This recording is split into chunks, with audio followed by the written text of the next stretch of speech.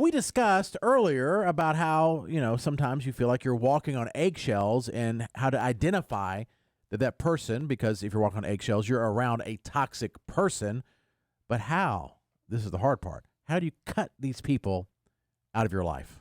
And if you can't cut them out completely, at least you can learn some ways to not walk on eggshells anymore. Okay. So that's pretty good, That is too, very right? good, yeah. The very first way you can do that is to recognize the anxiety and the stress you feel is caused by someone else's demands. Now, see, this one I have a little bit of a problem with, because one thing I have learned in therapy is that I am responsible for my own thoughts and feelings. That's what I was thinking. So I cannot blame the stress and the anxiety that I feel on the other person.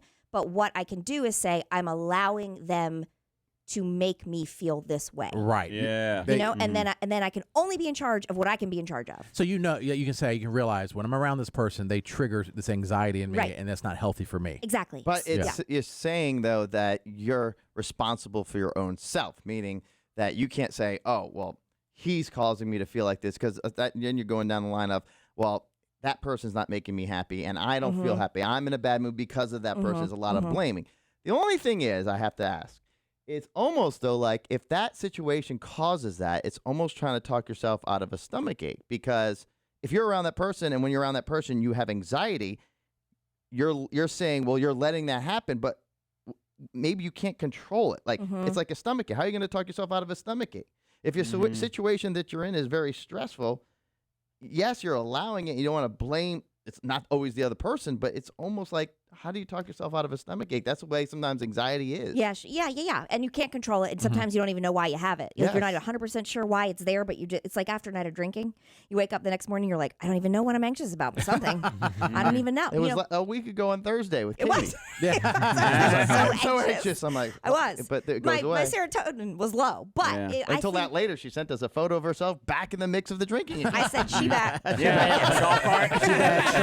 Stronger than ever. And I felt much better. Yeah. But I think that there are ways that you can deal with stress and anxiety. You can't always remove yourself completely, because like if you're working with a coworker and they make you feel that way, what are you going to do? Quit your job? No. Yeah. But there are ways I think that you can learn to cope with that. Like there's breathing exercises, or there's things that you could talk to yourself in a certain way where you can control. Like, I'm going into this, I know it's going to be high stress. And like, or don't, like, maybe let's say if Jason were to stress, I'm not saying that, but if he were to stress me out, and we get into I hope verbal, I do. You do. I hope you have to do breathing exercises. I hope every day. I do.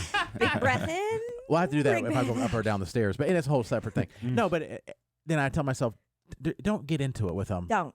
On every little thing. Yep. Like he has his opinions, and sometimes, or even if you learn the person better, you can say, oh, this person is just venting when they get in this thing.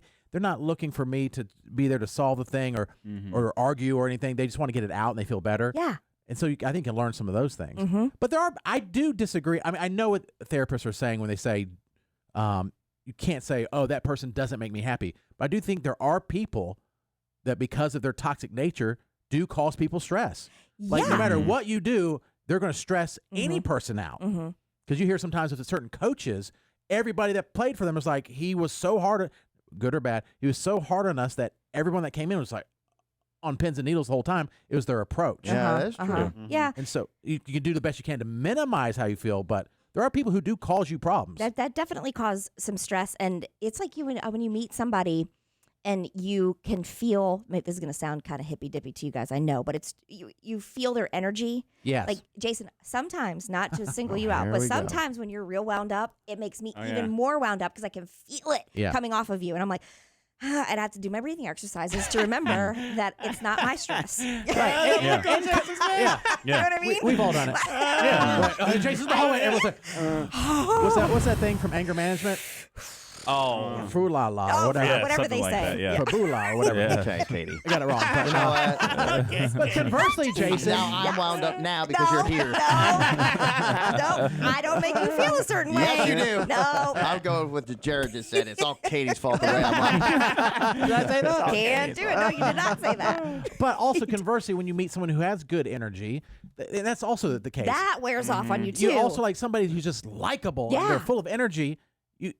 without even thinking about it, subconsciously, you feel better. And you you gravitate toward them. You want to spend time with them. Yeah. And then their good mood rubs off on you. It's just, it's a definite thing that we put off. And sometimes we don't realize we're doing it at all, but we always are. Another way that you can stop walking on eggshells around toxic people in your relationships, you realize that you are allowing their behavior to continue. You're allowing it to affect you. So it's a hard thing, but you're not saying no to their behaviors. But once you start saying no by setting boundaries, it doesn't mean you have to be demanding. Doesn't mean you have to be aggressive. You just say things, no, that doesn't work for me. But what about this? It's like you say no first, right, and then you offer a suggestion. There you go. The suggestion, that's a good way to work it out. Because you're not just like, nope, and then walking away. Yeah. You don't have to be mean. Setting boundaries is hard. It is hard, especially when you've never had them before. In any situation, I think it's hard. Yes, and I think naturally people will rebel against that, but that's because they are used to being able to manipulate you. Right. And so then when they can't anymore, it makes them upset. No, I like it when Squid and I went tubing and we hang out, just two bros hanging out. You know? Right, sure. Two young bros Just hanging two out. young bros with full heads of hair. Yeah. Two white rappers just hanging out. And I had to tell him, I was like, he kept putting his hands below my waist. I said, above the waist only. No, sir. Sorry. But how about... I said, I got plenty up top. Yeah, a little boat water sun. I was feeling frisky, Yeah, I said, I got a little stuff up top for you. I said, but not down there. You know, and it's hard to, because he looked sad when I said it, but I reminded him, like, hey, I got two things up here. Yeah. And he You have felt to better respect about it. yourself. Yes. And I think we're healthier now, don't you think, Squid? I'd say so. It was tough to hear, but for the longevity of this relationship. And I think he respects me more for setting the boundary, and I respect him more for accepting the boundary. And you guys can also have better communication because, like, now you know where you can touch him and where you can't. That's right. You know. Wow. And now when Jared lets me go down that way, it's more intimate. But I'm in charge of removing the boundary. I can say, all right, it's time. We can decide who's in charge later. That's a different argument. Wow. Jason, are you uncomfortable with this conversation? Are we breaking your really. boundaries? I mean, are you jealous? Slightly. And I will say that sometimes I have said to Jared, because we've talked a lot, and we're on, like, we talk a lot about our personal lives and stuff, and I will say, you got to have boundaries, man. You got to set them. And I didn't ever have them. I never had them until I started going to therapy, and I was like, oh, okay, I get it. Yeah. I tried to start saying no more. Now, and Katie, I'd be like, no, I can't do that. But what about these 17 things? Yes, I can. When are you going to set the golf boundary? Ooh. Oh, that ship has sailed. There's no. I think it's like prohibition. Also, though, because if I set a golf boundary, then there's going to be boundaries set on me about how many times I can hang out with my girlfriends. Like, right. So I don't want that for me either. Yeah, I don't think you should set one. Yeah. Set Or one. if he did, it had to be early on. Not that he can't, but like a limit, maybe. But I also don't care. I mean, you really don't care? No, because as long as I get to go do my things too. Yeah. Now, if you care a little bit. No, I don't. Truly, I do not. The only time, and it's not tit for tat, you mention it but often, like, oh, he's playing golf 2 days in a row. Well, because that's a joke on our show. Oh, It's like what we do. Yeah, no, I think it's great that you don't care. But I do, if all of a sudden I'm like, it's been 5 weeks and I've not done, but we don't go that long. Then I'm like, hello, I need some time too. But Ben's really good about go and do your thing, Right. And then I think you have to be careful too, because some people, you think they're setting boundaries in your relationship, but they're just being controlling. Yes. And that's a fine line. Then all of a sudden you're like, I'll just sit in this room. And do nothing. Just stare at the wall. Is that okay? Yeah, and take care of all the children. No. Another thing that you can do to stop walking on eggshells with people in your relationship, recover your own self-esteem and your own self-confidence. That's a big one. That's a hard one. That is a good one. Yes. Because I don't think anyone likes to admit that their self-esteem might take a hit or they have low self-esteem in certain areas. Yeah. They just want, no, I'm fine. I'm fine. It's the other people. I think we all suffer from low self-esteem. Every single person in some way or another. And if we didn't before we started working here, we do now.